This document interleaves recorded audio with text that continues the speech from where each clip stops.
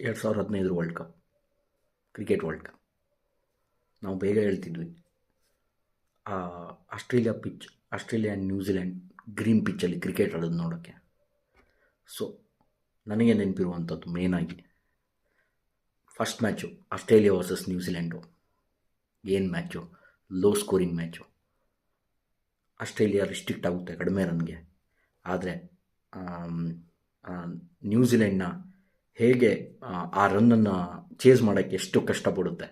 Mitchell Starc 6 wicket ತೆಗಿತಾರೆ ಆ ಮ್ಯಾಚ್ನಲ್ಲಿ. ಎಂಥ ಕ್ರೇಜಿ ದಿನಗಳು ಅವೆಲ್ಲ. ಮತ್ತು 2015 ವರ್ಲ್ಡ್ ಕಪ್ ಅನ್ಕೊನೆ ಒಂಥರ ಡಿಫ್ರೆಂಟ್ ಫೀಲಿಂಗು. ಯಾಕೆ ಅಂತ ಅಂದರೆ, ಒಂದು ವಾಹಬ್ ರಿಯಾಜ್ದು ಒಂದು ಸ್ಪೆಲ್ ಬರುತ್ತೆ. ಶೇನ್ ವ್ಯಾಟ್ಸನ್ ಬ್ಯಾಟಿಂಗ್ ಆಡ್ತಾ ಇರ್ತಾರೆ. ಏನು ಬೌಲಿಂಗ್ ಅದು, ನೆಕ್ಸ್ಟ್ ಲೆವೆಲ್ಲು. ಮತ್ತು ಬ್ರೆಂಡಮ್ ಟೇಲರ್ ಅವರು ನಮ್ಮ ಇಂಡಿಯಾದ ವಿರುದ್ಧ 100 ಹೊಡಿತಾರೆ. ಆಲ್ಮೋಸ್ಟ್ ಆಲ್ ಚೇಸ್ ಆಗುತ್ತೆ ಅಂತ ಅಂದ್ಕೊತೀವಿ, ಬಟ್ ಲಾಸ್ಟ್ಗೆ ಮೊಹಮ್ಮದ್ ಶಮಿ ವಿಕೆಟ್ ತೆಗಿತಾರೆ. ಏನು ದಿನಗಳು. ಅದಾದಮೇಲೆ ಸೆಮಿಫೈನಲ್ ಬರುತ್ತೆ. ಸೆಮಿಫೈನಲಲ್ಲಿ 4 ಟೀಮ್ ಸೆಲೆಕ್ಷನ್ ಆಗುತ್ತೆ. ಆಸ್ಟ್ರೇಲಿಯಾ, ನ್ಯೂಜಿಲೆಂಡು, ಇಂಡಿಯಾ ಮತ್ತು ಸೌತ್ ಆಫ್ರಿಕಾ.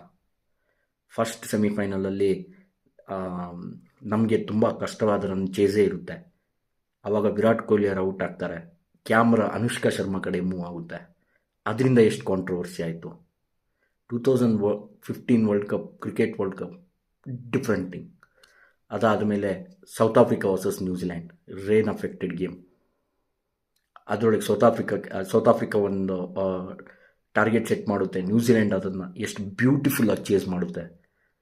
ಅದರೊಳಗೆ ಎಬಿ ಡಿವಿಲಿಯರ್ಸ್ ಇರ್ಬೋದು, JP ಡುಮಿನಿ ಇರ್ಬೋದು, ಎಷ್ಟು ರನ್ಔಟ್ ಚಾನ್ಸ್ನ ಮಿಸ್ ಮಾಡ್ತಾರೆ, ಎಷ್ಟು ಕ್ಯಾಚ್ ಬಿಡ್ತಾರೆ ಆ ಮ್ಯಾಚ್ನಲ್ಲಿ. ಅದಾದಮೇಲೆ ಸ್ಟೇನು ಲಾಸ್ಟ್ ಓವರಲ್ಲಿ 6 ಹೊಡಿತಾರೆ. ಅದು ನ್ಯೂಜಿಲೆಂಡ್ ವಿನ್ ಆಗುತ್ತೆ. ನ್ಯೂಜಿಲೆಂಡ್ ಫೈನಲಿ ಹೋಗುತ್ತೆ. ಆವಾಗ ಎಬಿ ಡಿವಿಲಿಯರ್ಸ್ ಸ್ಟೇನು ಗ್ರೌಂಡಲ್ಲಿ ಕುತ್ಕೊಂಡು ಅಳ್ತಾ ಇರ್ತಾರೆ. Faf du Plessis 2015 world cup. ಅದಕ್ಕೆ ಹೇಳೋದು ಎಷ್ಟು ಡಿಫ್ರೆಂಟ್ ಇದೆ ಅಂತ. ಮತ್ತು ಅದೇ ಟೈಮಲ್ಲಿ ಸಂಗಕಾರ ಇನ್ನೂ ಒಂದು 100 ಮಾಡ್ಕೊತಾರೆ ವರ್ಲ್ಡ್ ಕಪ್ಪಲ್ಲಿ.